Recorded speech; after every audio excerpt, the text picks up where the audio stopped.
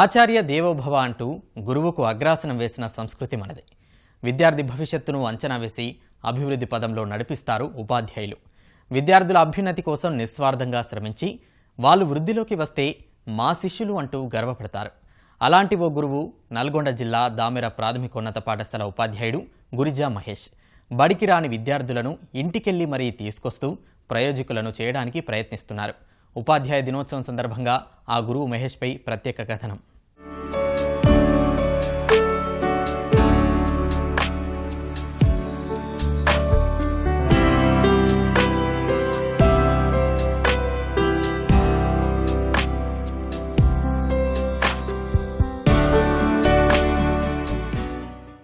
ప్రభుత్వ ఉపాధ్యాయుడంటే పాఠశాలకు వచ్చి పిల్లలకు విద్యాబుద్ధులు నేర్పటమే కాదు, పాఠశాలలను బలోపేతం చేయడం కూడా మన బాధ్యతని బలంగా నమ్మే ఉపాధ్యాయుడు ఈయన. విద్యార్థుల హాజరు పెంచితే ప్రభుత్వ పాఠశాలలు బలోపేతమవుతాయని భావించాడు. చదువు గొప్పతనాన్ని విద్యార్థులు వారి తల్లిదండ్రులకు అవగాహన కల్పిస్తున్నాడు.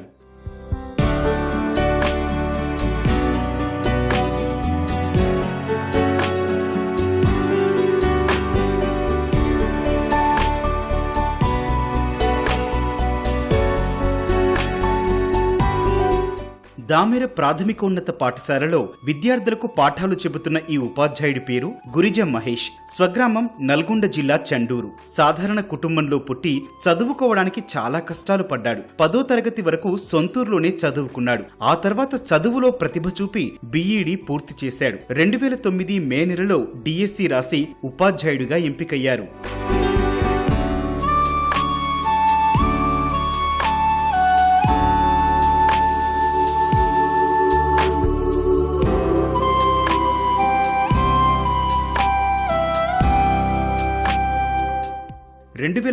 కనగల్ మండలం రేగట్టె ప్రాథమిక పాఠశాలలో మహేష్ కి మొదటి పోస్టింగ్ వచ్చింది. తర్వాత చెరుకుపల్లి, చామలపల్లి, జాన్ తండా, నెవిళ్లగూడెంలోని ప్రాథమిక పాఠశాలల్లో పనిచేశారు. ప్రస్తుతం నల్గొండ జిల్లా నాంపల్లి మండలంలోని దామెర ప్రాథమికోన్నత పాఠశాలలో పనిచేస్తున్నారు. 13 ఏళ్లుగా ఎక్కడ పనిచేసినా అంకిత భావంతో పనిచేయడం, ప్రభుత్వ పాఠశాలలను బలోపేతం చేయడమే లక్ష్యంగా మహేష్ పనిచేస్తున్నాడు.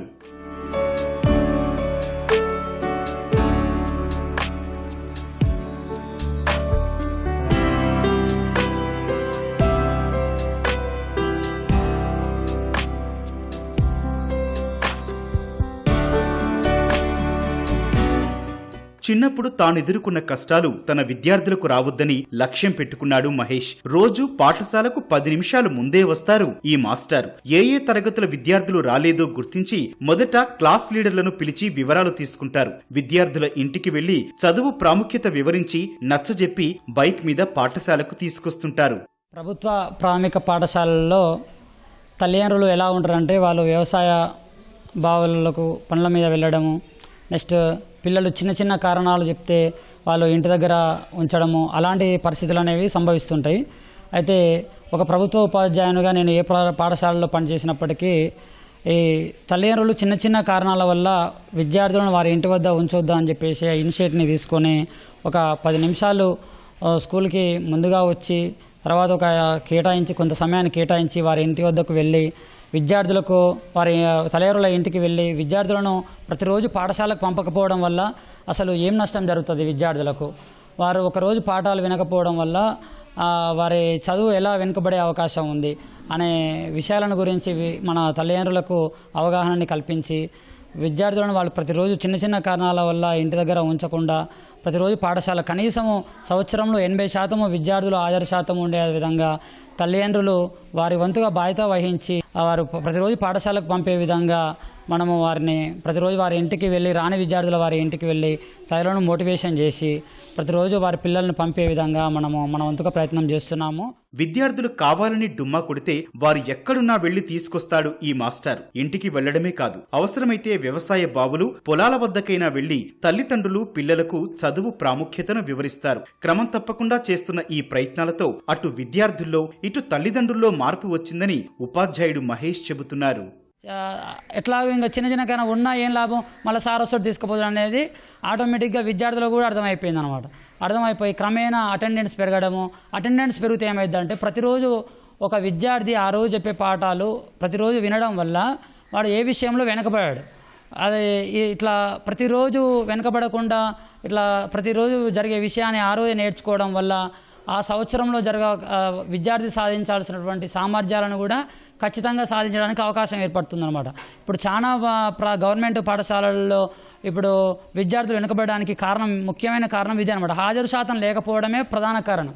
హాజరు శాతం ఉంటే ఆటోమేటిక్గా స్కూల్కి వచ్చిన వాడు ఏదో ఒకటి పని చేస్తాడు, సార్ చెప్పే పాఠం వింటాడు, ఏదో పిల్లలతోటి కలిసి ఒక అవకాశం ఏర్పడుతుంది నేర్చుకోవడానికి.